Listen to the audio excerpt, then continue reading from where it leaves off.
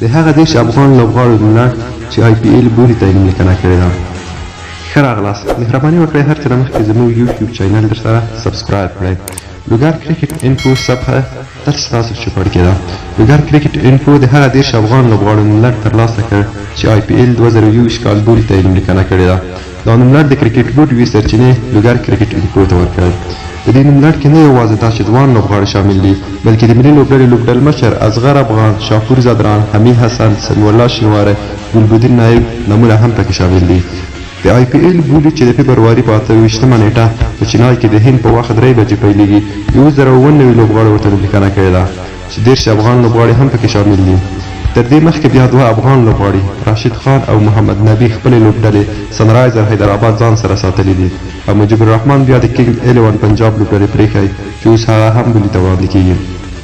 مجيب الرحمن په 1.5 کروڑ یعنې 15 میلیونه هندي روپیو بولي ته وړاندې شي خو پاتې 29 افغان لوبغاړو دا معلومات ترلاسه نه شو چې لومړی بیه به څو وي. افغان لوبغاړي چې د IPL بولي ته یې لیکنه کړې ده حشمت الله شاهدي، حمید حسن، اصغر افغان، عظمت الله عمرزی، جاوید احمدی، حضرت الله زازی، محمد شهزاد، گلبدین نایب، عبدالواسی نوری، یمین احمدزی، صدیق الله عطل، سمیع الله شینواری، وقار سلامخیل، مجيب الرحمن، کریم جلت، دولت زدران، ضیاء الرحمن، شفیق الله غفاری، عبدالرحمن رحمانی، نور احمد لکونوال، سید احمد شیرزاد، شافور زدران، حمزه هوتک، ظاهر خان پکتین، شرف الدین اشرف، احمد الله گربز، قیس احمد، نوین الحق، فضل الحق فاروقی او نجیب الله زدران.